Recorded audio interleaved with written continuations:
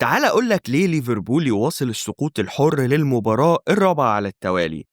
شوف الهدف الأول لبرنتفورد اللي جه عن طريق رمي التماس على هيئة ضربة ركنية.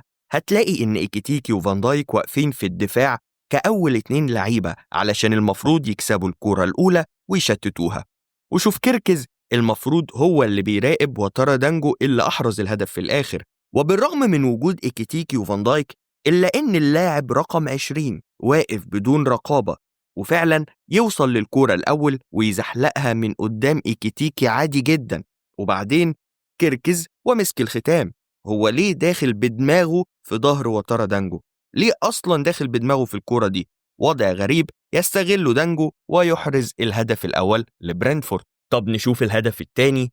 فاكرين الموسم اللي فات لما كنا بنقول إن ميزة ليفربول الأساسية هي القوة الدفاعية كأفراد وكمنظومة؟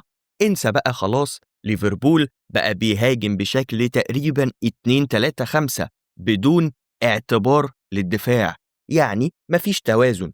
وهتلاقي كمان الفريق زي ما انت شايف مايل أكتر ناحية الشمال، وفي نفس الوقت برنتفورد عنده 3 لعيبة في خط الضغط الأول، لو حد منهم استخلص الكورة هيروحوا في مواجهة فان دايك وكوناتي مباشرة. وفعلا ده اللي حصل، خطأ في التمرير من إيكيتيكي ويبقى 3 لعيبة من برينفورد جاهزين للتحول الهجومي مع وجود مساحة كبيرة قدام كوناتي وفان دايك، ومفيش لعيب ارتكاز يحمي خط الدفاع.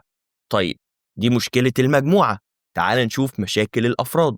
بص على كوناتي وفان دايك، عينيهم على الكرة طول الوقت، محدش فيهم لمح كيفن شادي وهو جاي من ورا، خصوصا كوناتي، وبالتالي اتفاجئ بيه بدل ما كان يعطله أو يعمل له بلوك قبل أصلا الكرة ما تتلعب له، لأن فارق السرعة طبعا مش في مصلحة كوناتي، وبالتالي يحرز برنتفورد الهدف الثاني. ويختم فان دايك الموضوع بسذاجة كبيرة جدا في ركلة الجزاء اللي تسببت في الهدف الثالث، دفع واضح في صدر دانجو بدون مبرر، بس دانجو لم يسقط فالأولى عدت، ولكن يأبى فان دايك إلا أن تحتسب علشان يوصل متأخر، وبدل ما يشوط الكورة يشوط رجل دانجو اللي قال ما بدهاش بقى، أنا لازم أقع. وخد بالك إن اندفاعات فان دايك دي كلها داخل 18 ليفربول، يعني داخل منطقة الجزاء، وبالتالي يحتسب الحكم ركلة جزاء صحيحة